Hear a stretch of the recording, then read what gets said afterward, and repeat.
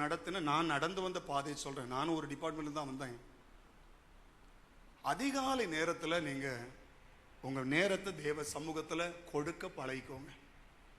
நீங்க 5 மணிக்கு வேலைக்கு போனோம்னா ஒரு 3:30 மணிக்கு எழும்பலாமா? 5 மணிக்கு போகணும்னா 3:30 மணிக்கு எழும்பலாமா? 5 மணிக்கு யாராவது போறவங்க இருக்கிறீங்க? அங்க யாரோ ஒரு ஆள் கை தூக்கு. நான் கர்த்தர் உங்களை ஆசீர்வதிப்பார். ஒன்றும் இல்லை, நான் சொல்லுவேன், நான் 2:30 மணிக்கு வீட்டில இருந்து புறப்படுவேன். பார்த்துடுங்க, 2:30 மணி 3 மணிக்கு புறப்படுவேன். முன்னால நான் சொல்லியிருப்பேன், ஒழுகுன சேரில் இருக்குது எங்களுடைய ஆஃபீஸ். அங்கே போய் கேஸ் கட்ட தேடி எடுத்து லைட்டாக அதை ஒரு ரைட் பண்ணிட்டு 4 மணிக்கு பெரியகுளம் பஸ்ஸு வடசேரிலேருந்து புறப்படும்.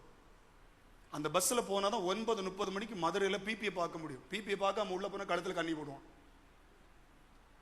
அப்போ இதுக்கு முன்னால் நான் சொல்லுவேன், இதுக்கு முன்ன நான் எழும்பி எத்தனை மணிக்கு ஒரு ஜெபிக்கணும்? 1 மணிக்கு ஒரு ஜெபிக்கணும். அதே போல எழுப்பி விடுவார். சில நாள் அரை தூக்கத்தில் முக்கா தூக்கத்தில் பாட்டு பாடிட்டே இருப்பேன், உறங்கிடுவேன். அப்படியெல்லாம் ஜெபிச்சிருக்கிறேன். முடிந்த அளவு ஜெபிப்பேன். ஜெபிச்சுட்டு குளிச்சுட்டு உடனே ஓடி போவேன். நான் சொல்லுவேன், இந்த 1 மணிக்கு ஒரு ஜெபம் எனக்கு கேஸ் கட்ட பற்றி இன்னைக்கு என்னன்னு தெரியாது. எங்கள் இன்ஸ்பெக்டர் அடிக்கடி சொல்லுவார், நீங்கள் எல்லாம் போலீஸில் சேர்க்க ஒரு ஆளே கிடையாது, எங்கேயாவது பாஸ்ட் ஆகி போயிருக்கணும்.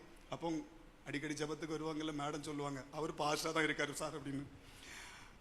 அவங்கெல்லாம் எங்கள் கூட ஸ்டேஷனில் இருந்தவங்க.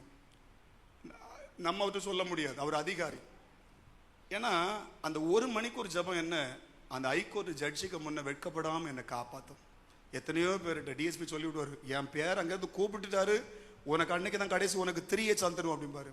நான் ஜெபம் பண்ணிட்டே போவேன், ஆண்டவர் எனக்கு ஒன்றுமே தெரியாது, நான் திக்கு வாயு மந்தனாவுன்னு சொன்ன மாதிரி போவேன்.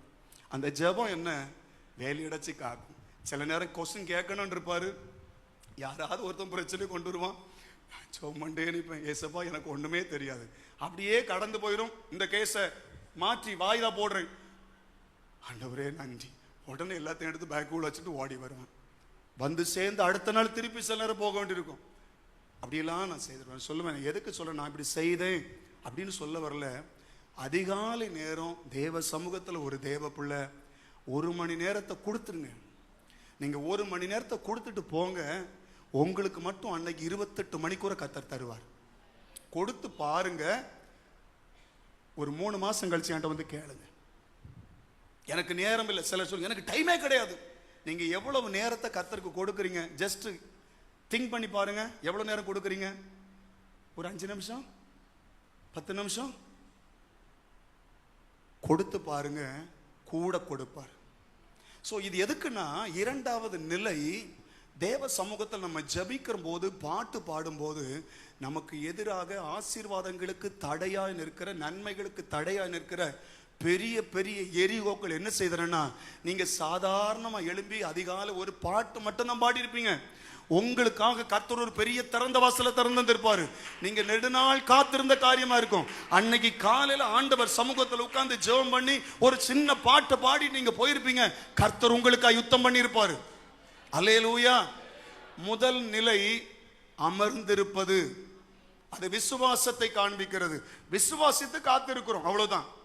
ஆனா என்னைக்கும் அப்படி இருக்கக்கூடாது. அடுத்த நிலைக்குள்ள போய் கொஞ்சம் நம்ம ஜெபத்துல கர்த்தரை துதிப்பதுல வளருவது 2ஆம் நிலை. 3ஆம் நிலை என்ன அப்படின்னா, இன்னைக்கு நம்ம தியானிக்கிறது தான் விசுவாசத்தின் கிரியைகளை கர்த்தர் பார்க்கிறார். அல்லேலூயா.